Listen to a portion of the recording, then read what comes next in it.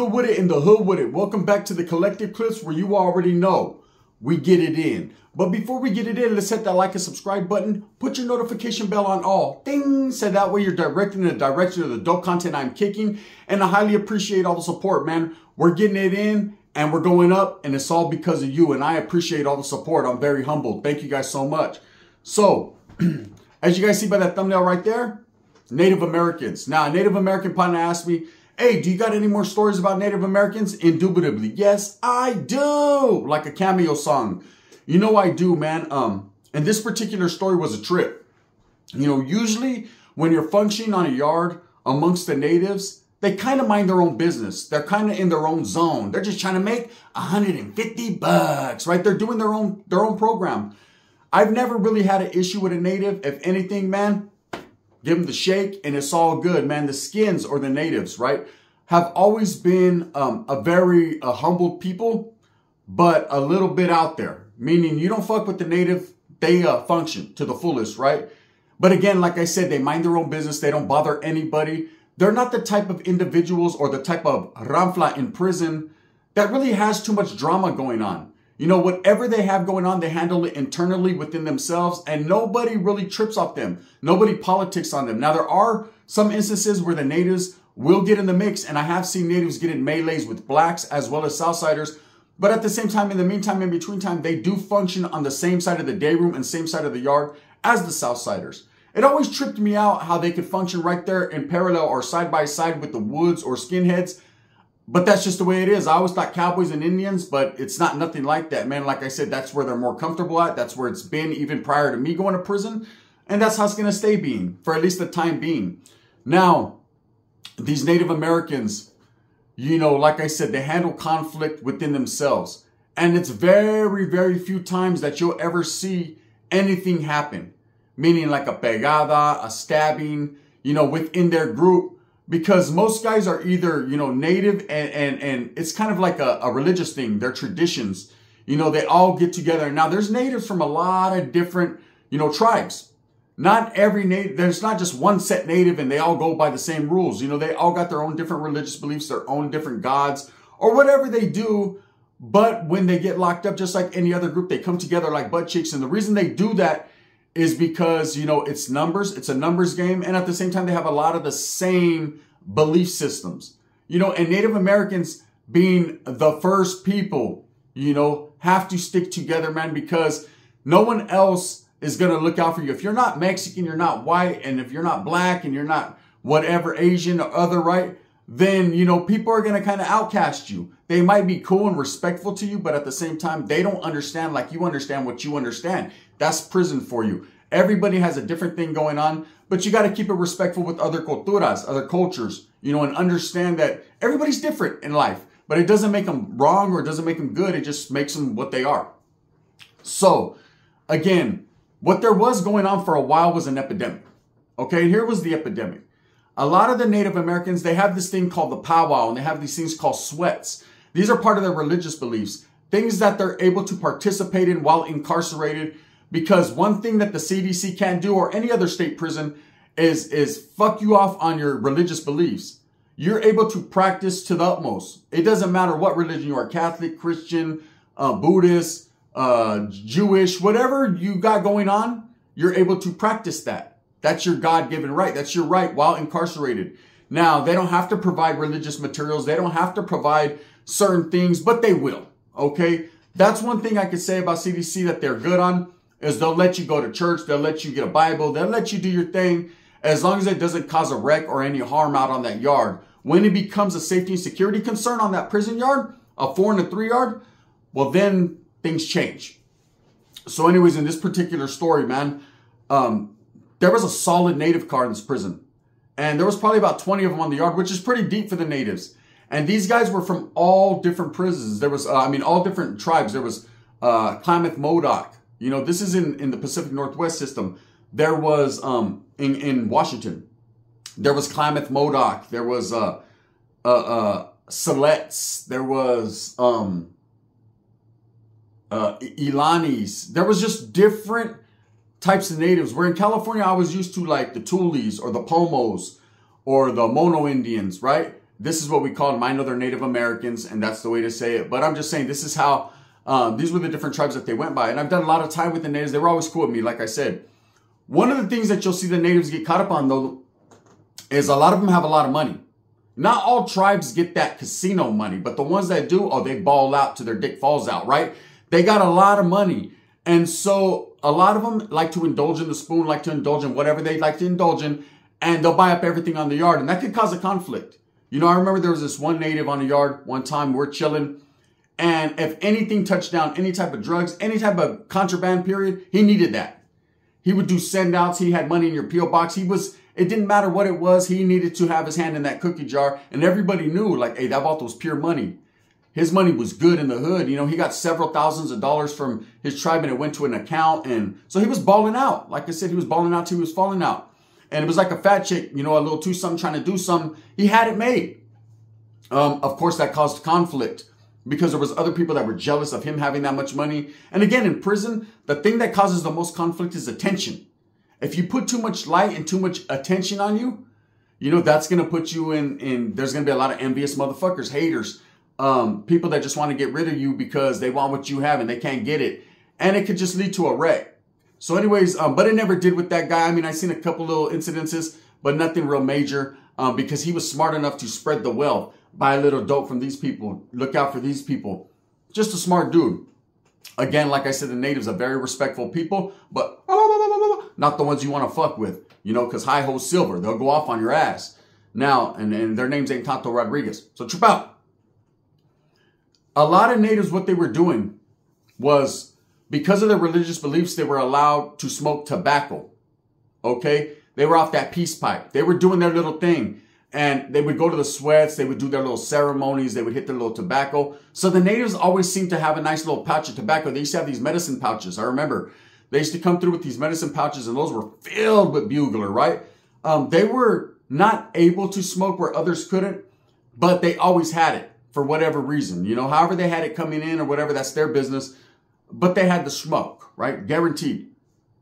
And there was a lot of woods, brother. We like smoke and coffee, right? But they like smoke just as much as coffee. Orange fingers. You know what I'm saying? Who is that guy? Is that two dogs fucking? No, that's orange fingers, right? And so what had happened for a while was there was a whole bunch of blonde-haired, blue-eyed woods, white guys, right? That were Cherokee all of a sudden. A whole gaggle of them. You know, they all had Cherokee blood and they all wanted to be Native American. And most of these guys, it was because one of two things. Either they were trying to stay away from the wood pile and what the woods had going on, because the woods are very political in prison, just like the North and the South and the blacks. And so there's always some type of drama there, some internal shit going on. People getting stabbed on the yard constantly in them cars, right? But with the natives and the others, these cars or even the paisas, it's really not that much drama. So people try to wiggle. It's been well known, man. You'll have a Mexican that used to be a Norteño or a Southsider that don't want to play them games or trying to fly under the radar. They'll try to wiggle into the paisa situation and say they're paisa, right? Now, for the most part, a lot of the paisas will embrace them, show them canalismo, and they'll be able to do that. But when they're found out, and I've told stories on it, when they're found out, it's a form of disrespect. You can't be a Norteño over here or a Southsider over here, and all of a sudden over here, you're a fucking paisa. It doesn't work that way. You are who you are, homes, and once you put that badge on, homes, you got to claim that to the day you die. It's just what it is. You're either good in that car or bad in that car, but you're in that car. And the same thing goes for the others. You know, there'll be a lot of guys that get there and try to play the Italian role or try to play the, you know, I'm from Peru or whatever they say in order to get by, you know, and in a lot of these cases, a lot of the others will be like, hey, he's not a gang member. He's from a different country. We'll take him. Again, if he's found out, they feel some type of way and then Big Uso's a fucking popping shit like a grape, right? They're not playing. So in this case, because all these white dudes were trying to wiggle, the Native Americans, there was no way for them to know if this guy was really from Oklahoma and a Cherokee. And it's funny because all the white dudes, yes, brothers, you guys had the same exact story, right? They were always from Oklahoma and they were from the Cherokee Nation, right? All the time. They could have picked the Sioux Indians. They could have picked the fucking Apaches or the Yaquis or whatever they wanted to pick. But no, it was always Cherokee or Cheyenne. The black dudes were always Cheyennes. The white dudes were always Cherokees. Facts. Ask any person that's ever been locked up. They'll tell you. So what you had is a lot of blonde hair, blue-eyed, blonde hair guys with fucking braids in their hair trying to go to the sweat so they get their smoke on. Now, there was this one guy. His name was Levi. Okay, he had brothers, several brothers that were locked up too. The whole family was locked up. Their tribe, where they were from, their res was one of those reses. They were broke. Okay, they didn't have a lot of money. They had to fight, scrounge, peel off whatever they had. You know, they lived in one of them old reses where the houses were all falling down. There was res dogs everywhere. There's a fat native chick with a fucking bottle of wine walking around. One of those. I've been to those, right? And these guys were cutthroats. They were well known to fucking fuck people off. You know, they get a little drunk. And one thing about natives, you give them any type of pruno, any type of liquor, and they're different. That's their thing, right? So this guy was very well known in the system as not being the one to fuck with, as being like a grumpy, mischievous type motherfucker, right? And known to stab a lot of people in the yard. He had already caught a couple bodies on the yard. He was doing life without the possibility. Don't even know what he was doing on that yard. Let's just say they threw him there. So because of his viciousness and who he was kind of like the leader, or I would say one of the main guys. He was older now, so he was one of the elders within that native car on that yard. And he didn't like the fact that a lot of these white guys were coming in posers. You know, they were doing false, what is that? Stolen valor. They were posing as natives, and he was going to change things up. He was not going to allow them. He was going to ask a lot of questions. He was going to run a make and a check on these guys. And a lot of them wood guys that were actually doing this didn't like that. So they had started to plot and plan on getting rid of him. But instead of getting rid of him on going out there and booking him on the yard, handling their business, there was a lot of kites that were dropped on this guy. A lot of people were telling on him, trying to get rid of him. So several times he was going to the hole under investigation for pressuring and extorting people and all that, when he wasn't even doing that quite yet.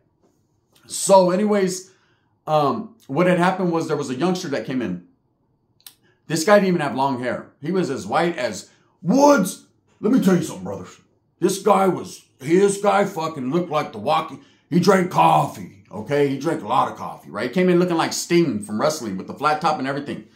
And this guy, Levi, didn't like him. He didn't like him right off the top because he knew this guy was just trying to get by. He was scared to go program and function with the Woods because at that time, man, they were at war with the blacks. There was a lot going on between white and black in that particular institution, right?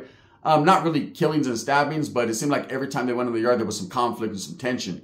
And so this youngster gets there and was like, I'm native. And of course, his celly being a native, they embraced him. But Levi didn't like that shit.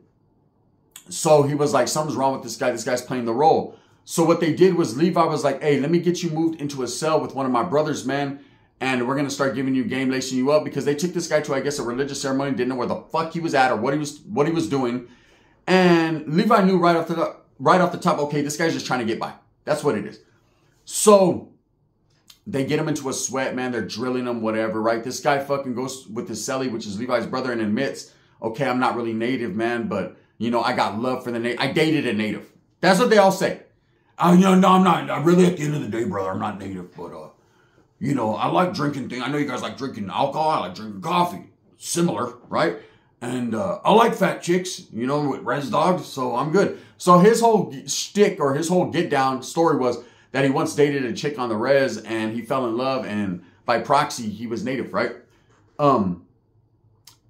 Levi wasn't going out like that. So we're all chilling on the yard, man, and you're hearing the little whispers like, hey, that fool Levi's a fucking fool, man. He had already beat up like a couple white dudes that were trying to pose as natives, and like he was cleaning house. You know, he was cleaning house. He wasn't going to let, and I understand. You feel disrespected when someone's trying to take your traditions and what you are and flip it, twist it, and reverse it. Now, we've never had them situations as a Norteño. There was never no black dude or a white dude trying to get in as a Norteño because they were scared to go with their own people or they just wanted to fuck it. It was more comfortable. Because best believe, at the end of the day, that was the last fucking group you wanted to join because you were either going to get whacked by your own or it was going to be a hardship and a struggle wherever you went. You're not going to have no numbers. You're not going to have social status of equality. It's going to be all bad, right? So as a Norteño, the struggle was real. And the Southsiders, man, you know, you might be able to wiggle for a day or two, but once they find out, they're going to carve you up real nice, like Tony Montana. So there's just certain groups, and you're not going to have a white dude going to the black dude because the Woods will recognize that. And they'll be like, hey, brother, can we talk to you? You know, that's just how it is. And the blacks, they ain't going over there with the whites because, you know what I'm saying? Hell no. That's just how it is. So most stick with their own. But like I said, there are people that try to easy breezy, beautiful cover girl by. And those guys are the ones that get found out. So they identify this guy as he's not really native. He's just playing the role because he dated some fat chick on the res. And so now Levi's going to make an example of him. So what they did to this guy, you can literally on the tier hear him screaming. Now, I've heard plenty of other content creators talk about hearing guys get raped in their cells and you hear screaming and they're like, oh shit, that sounds nasty. Nasty, nasty time, right? And it's not a good look. I could sit here as a hypocrite and say, hey, fuck, man, I hate Danny Masterson and all these rapos and chomos and SPMers and weirdos, right? And then talk about, oh, guys were getting taxed in there and getting smashed and I just kept on walking by. It was none of my business. No, nobody likes rape. It doesn't matter what you do to a man or a woman. You are what you are, right? This wasn't the get down here. This screaming was from these guys actually breaking every fucking bone in his body. Natives are wicked. They're different, okay? Now, what happened was, it was morning. We went to chow. Everything was fine. Waiting on program, waiting on yard. And I guess, this place, man, you could run up in other people's cells. You could run up in other people's cells. And what you would do, and this is how we used to get down too. If you wanted to do some tab work, get some tab work done, say the homie was a good ass tattoo artist, right? What you would do is switch cells with the cellie. Hey, you go to my cell, bro. Until the next count time, I'll come to your cell. Because at count time, they don't make you say your name and look at. Some prisons, they do have your pictures on the door. They can match up. But most of them most cops ain't gonna look. So in most places, as long as they see two bodies, they're good. They'll walk by. Now, you got to know when to do it. If there's a righteous cop that knows exactly where they're supposed to be, you don't want to do it on the old vets. The motherfuckers are laced up in season. They know exactly where everyone's supposed to be. But if it's like a rookie or a cop that doesn't give a fuck, they ain't tripping. You get tatted, chilling there. We used to do it all the time. Switch cells. Hey, I'm going to go in here with the homeboy and just chill out. Tell war stories, kick it with that homie. And then you switch back to your cells. People do it all the time. It happens, right? There's even instances where you can run up in a cell 2 or 3 deep and everyone be in there busting a little bowl or chilling, watching TV, getting high. It happens, right? That's prison. Any chance that a convict can get over on the system, he's going to take that opportunity because it's like fun, but at the same time, it's just what it is, part of the program. So anyways, what they did was 3 of these guys ran up after chow. After breakfast, that's when there's mass movements. See, the mass movements in prison are during chow time, when you're going to the chow hall, or you're going out to the yard. Other than that, it's individual movements. So it really ain't, there's no cover. You can't really hide. So a lot of the shit that's going to happen, whether it be pegadas, removals, riots, melees, any fucking type of easy greasy shit that goes on is going to happen during these mass movements. And it usually happens on the way back or during yard recall. You're never going to really see someone stab someone on the way to chow because that's going to shut the yard down. It's going to fuck chow up for everyone. And you're going to have to wait in your cell for 3 hours before they throw you a couple sack lunches. And people are going to be upset. So they'll wait. They'll let everyone go to chow. Unless it's tension between 2 groups and it's a melee, then that shit could pop off at any time. Motherfucker, hey, most of these youngsters, you can't rein them in. They just want to get off where they're mad at. It's facts, right? But usually shit will pop off on the way back or people will run up in your cell like the movie Shot Caller and that was it. That's why I thought in that movie Shot Caller when they were all going out to the yard and they booked them, that was a smooth move though. Because they was booking them, leaving them in the cell. They would all come out. By the time the cops did their count to go see who came out, they were already on the yarda. Smooth criminal shit. So anyways, these 3 of these guys, man, they waited. They waited till after chow, right? And they went into this dude's cell, man. And with his cellie, now his cellie at the time was not a lifer. He was doing, this was about the Levi's brother. He was doing like 3 or 4 years. So he left out of the cell. And these guys went in there and they broke every bone. You could hear this dude screaming. Now they got caught. Of course they got caught because they were locked in that cell with them. But these guys did all this because he was trying to perpetrate and play the role. There was no other reason. And that guy Levi, like I said, was an elder within that group. He got tired of it.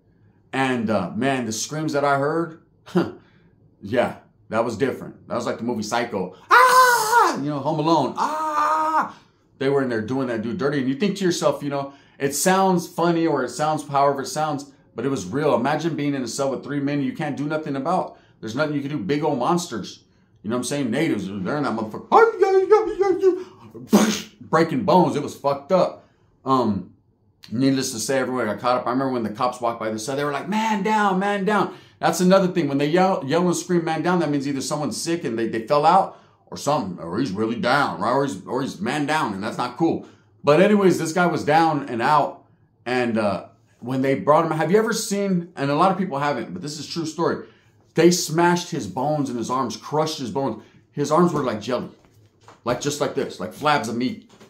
It was crazy, right? And I remember that right there caused some tension with the Woods, because the Woods were like, you guys did that to a white man because he was white. And they were like, we did that to a white man because the white man said he wasn't white.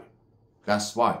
And that was all they had to say. The Woods were like, we'll settle out for 2 jars of coffee, brother. And the Woods were like, you're right.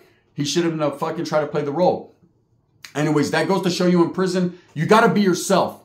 And that's what I implore to people. If you weren't a gang member, let that be known. Don't play the role and act all tough like you are, or all of a sudden you want to be. You know, wannabes get found out fast. You go in there and you're like, look, bro, I wasn't part of a group, but I got caught up right here. Let me know how it is. I'll function, I'll handle my business. I ain't looking for no bullshit. I ain't trying to start no shit, but I ain't taking no shit either, like that movie. I'm down for whatever. Who do I rock with? Who do I function with? And get in where you fit in, rather than going in there and be like, oh no, I'm going to go over here with these guys because they got it easy. Sometimes the guys you think they got it the easiest are the guys that are the most treacherous, because they're in that situation where they know they have to be. That was why I implored to people, don't try to be a Norteño unless you're ready for that. Don't. Or a Southsider. Don't sign up for that train, because you know you're going to know what you signed up for, Holmes. It's much different. You know, you don't control your life anymore. You don't control your get down, Holmes. It's controlled by other individuals, and you either that should make me choke. You either got to take it or you don't. That's just the way it is. Anyways, with that being said, it was unfortunate it went that way, man. They locked the natives down. It was crazy, right? They shipped a lot of the natives out. Levi got fucking shipped out. Of course, man, he was in there fucking breaking fingertips. Again, man, you know, with the natives, like I said, I've seen some instances where they go off, but most of the shit's internal. I did see one melee, man. It was between the paisas and the natives. Funniest shit I ever seen in my life. I ain't gonna lie, native brothers, them paisas would tear your asses up, right? Them motherfuckers, hey, them fucking paisas, they were short and small and fucking down. They had the motherfuckers by the long hair. One dude had a fucking soccer ball hitting a fucking native in the face. Then he was going, and the native was going, right? And they were fucking getting up. Anyways, with that being said, I hope that you move smooth with a purpose. Get everything that you want coming. And remember, at the end of the day, it's all about the strive to struggle, the struggle to strive. I tell these stories not to glorify prison, but to just let you know, man, exactly what it is in there. Give you some of that knowledge you can't get in college, right? Straight up, bro. People always, and then here's another thing. People think they can hide the past, right? There's a lot of people that go into prison thinking they're going to hide the past. Hey, bro, let me tell you something that an old school convict told me. Here's some real game. You guys ready? The past moves faster than the future. Believe that. The past will move faster than the future. The past will always catch up to the future. Just remember that. Shit rises to the top. With that being said, thumbs up or thumbs down. Heavy's going to be the head that wears the crown. I'm going to continue to strive, struggle, and strive for what I honestly and truly believe in. And that's the betterment of all people. I'm going to hit you guys with a double up today. A banger. I got a banger coming later on. Make sure you guys tap in. I appreciate you. The gun. Bang, bang.